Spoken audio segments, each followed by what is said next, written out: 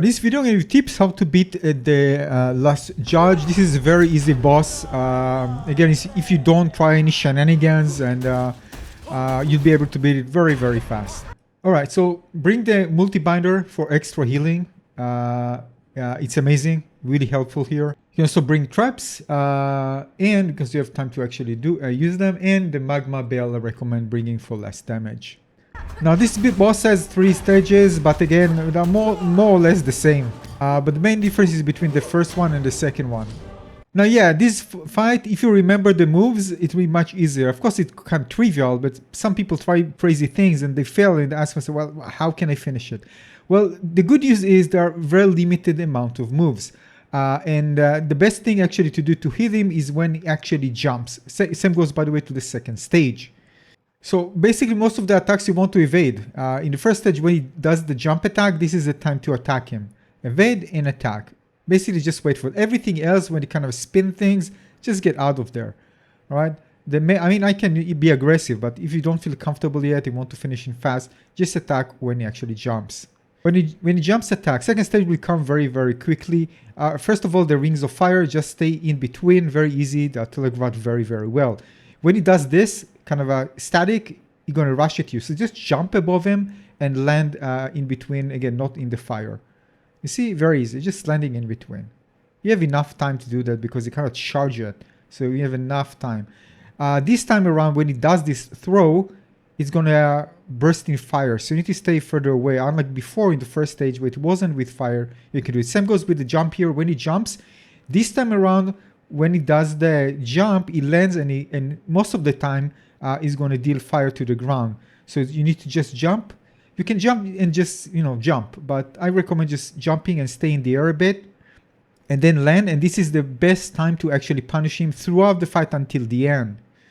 Yeah, you also have an opportunity, which I'm going to show you, which I haven't taken advantage of. Here you can see I'm jumping and going. And when he's down, punish him, of course, as much as possible. He jumps, I jump, stay in the air a bit, and go and attack. All right, this is going to be your bread and butter until the end, until you finish him. And you can see even the third stage is going to be more or less the same. You see, charge, this is a long one, you just land. Now, of course, you can just close distance on him and attack. You see this one, when he does this, you can actually attack him here. But again, I recommend if you want to finish him without making mistakes when it comes to consistency, don't do it. Just master, the regular evasion. And again, when he jumps, float, land, and attack. Here, by the way, if it's too close to you, you can jump on the wall to evade the explosion. You can also jump and evade just in case. Or if you want to jump up and heal, you can also do that. Because again, you can heal while actually in the air. So if you really want to heal and don't want him to get to you, just go to the top left and just stay there and heal. It's a safe place. Most of the time. You can actually be there and kind of jumps with his head. But it doesn't do it a lot of time.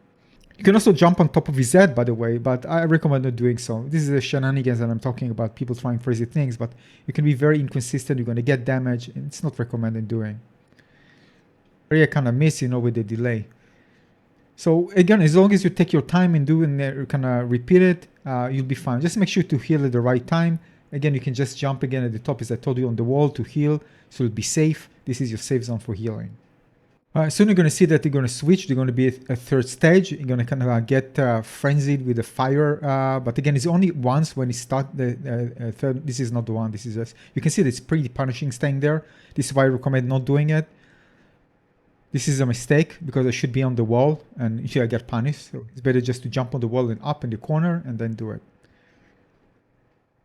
All right, so you see same stuff. Jumps, stay in the air, land, and attack. All right, rinse and repeat. Now he's going to transition to the third stage. You're going to see it. It's kind of, you see I'm hitting him. Now I'm going to transition. You see this animation. And now we're going to see this kind of a crazy fires, constant fires. It's going to be pretty long. But again, not hard to avoid if you position yourself well. You're going to go down after that. So it's time to hit him. So this is the third stage. The thing is that really nothing really changes. It's the same thing. Maybe I can rush more times. I don't know. But overall, it's the same thing. This is why I'm telling you there aren't a lot of moves to remember in this fight. You just need to kind of memorize it. It's not hard to memorize. Sometimes, when I say memorize, you can think, all right, of course you need to memorize. No, Sometimes, people can try more free fight, but here, memorizing just works better than anything else that you try to be, creative in the fight. And many of the fights a bit like that, to be very, very tight, and if you do it precise, and that's why practice makes perfect here more than anything else.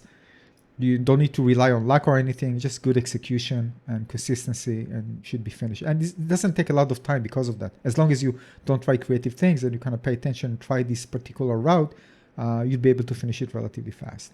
The reason I say consistency, because again, based on my experience, of course, some others maybe come with some better ideas. If you fight like that, it's going to be a pretty long fight. I think it can be like 7 minutes, something like that. So you need to be consistent. It's not hard to be consistent here, but again, you need to be consistent.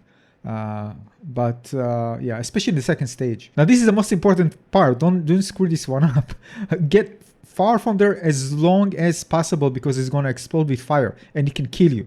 So you can finish him and just die there. Get out of there as far as you can, because otherwise you can die if you're close to it. All right, so that's don't forget about it.